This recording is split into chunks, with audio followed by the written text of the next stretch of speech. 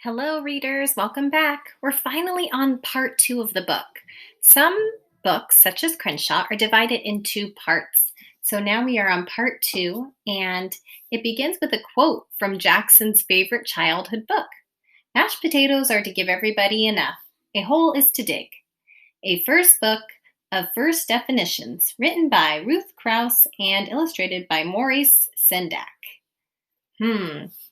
So we know that's Jackson's favorite book from when he was little. Chapter 18.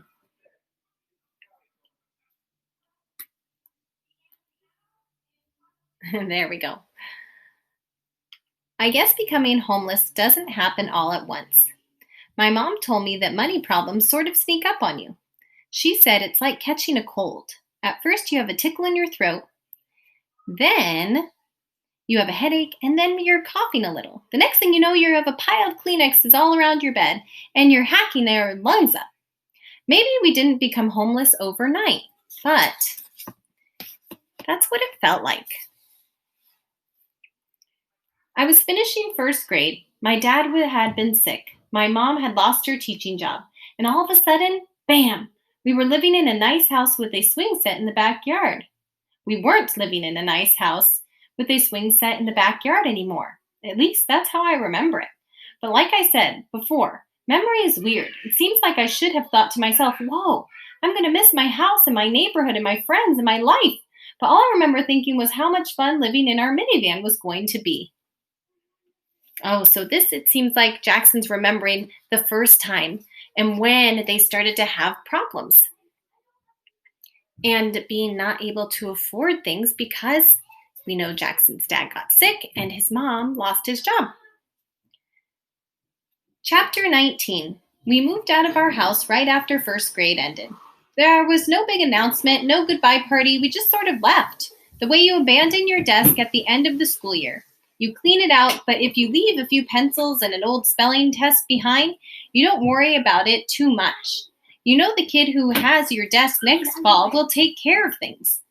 My parents didn't own a lot of stuff, but they still managed to fill our minivan. You could hardly see out the windows. I saved my pillow and backpack to load last. I was putting them onto the rear seat when I noticed something odd. Someone had left the back windshield wiper on, even though it was a sunny day. No rain, no clouds, no nothing. Back, forth, back, forth. My parents were packing odds and ends in the house, and Robin was with them. I was all alone. Back, forth, back, forth. Okay, friends, who do you think, if you can make a prediction right now, using the context clues, who turned on the back windshield wiper? I'll give you a second to think. If you were thinking Crenshaw, I'm thinking the same. I looked closer. The wiper was long and awfully hairy. It looked a lot more like a tail than a windshield wiper. I leaped out and ran to the rear. I saw the dent in the fender from the time my dad backed into a shopping cart at Costco. I saw the bumper sticker my mom had used to cover the dent. It said, "I brake for dinosaurs." I saw the windshield wiper, and it wasn't moving, and it wasn't hairy. And right then I knew, the way you knew, that it's going to rain long before the first drop splatters on your nose, that something was about to change. Chapter 20. When the minivan was packed, we stood in the parking lot. Nobody wanted to get in. "Why don't I drive, Tom?" said my mom. "You were in a lot of pain this morning." "I'm fine," my dad said firmly. "Fit as a fiddle," whatever that means. My mom strapped Robin into her car seat and we climbed into the minivan. Seats were hot from the sun. "This is only for a few days," said my mom, adjusting her sunglasses. 2 weeks tops," said my dad. "Maybe 3 or 4.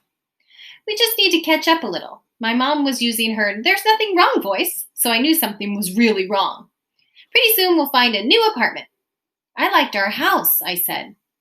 "Apartments are nice too," said my mom. "I don't get why we can't just stay." "It's complicated," said my dad. "You'll understand when you're older, Jackson," said my mom. "Play Wiggles!" Robin yelled, squirming in her car seat. She loved the Wiggles, a group that wrote silly songs for kids. First, a little hitting the road music, Robin, said my dad, then Wiggles. He slipped a CD into the car player. It was one of my mom and dad's favorite singers. His name was B.B. King. My mom and dad like a kind of music called blues. In a blues song, somebody sad about something. Like maybe they broke up with their girlfriend, or they lost all their money, or they missed a train to a faraway place. But the weird thing is, when you hear the songs, you feel happy. My dad makes up lots of crazy blues songs. Robin's favorite was Ain't No PB in My PB&J.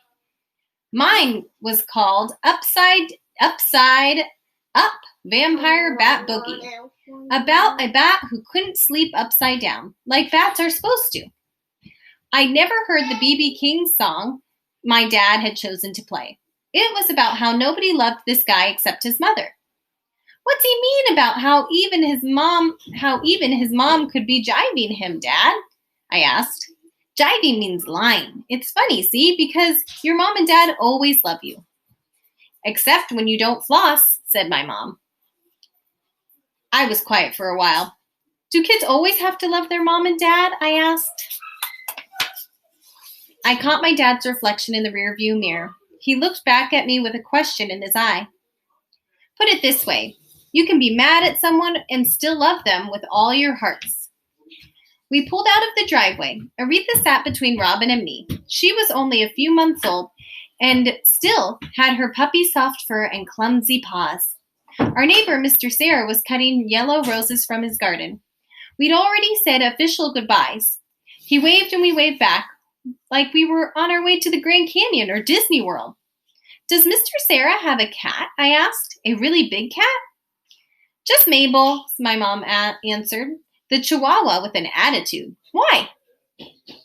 I glanced back at the rear windshield, but it was blocked by boxes and bags. No reason.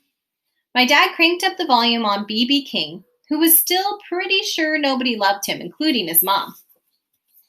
Aretha cocked her head and howled. She liked to sing along, especially to blues songs, although she liked the Wiggles too. We drove a few blocks. My lower lip quivered, but I didn't cry. My mom sighed softly. Let the adventure begin. Oh, I feel so terrible for Jackson. I'm wondering here if our main character Jackson is feeling a little angry with his parents, even though he does still love them. I'm sure you might feel angry too. And let's see. We'll find out what happens next in the next chapter when we read chapter 21. Okay, see you next time, friends.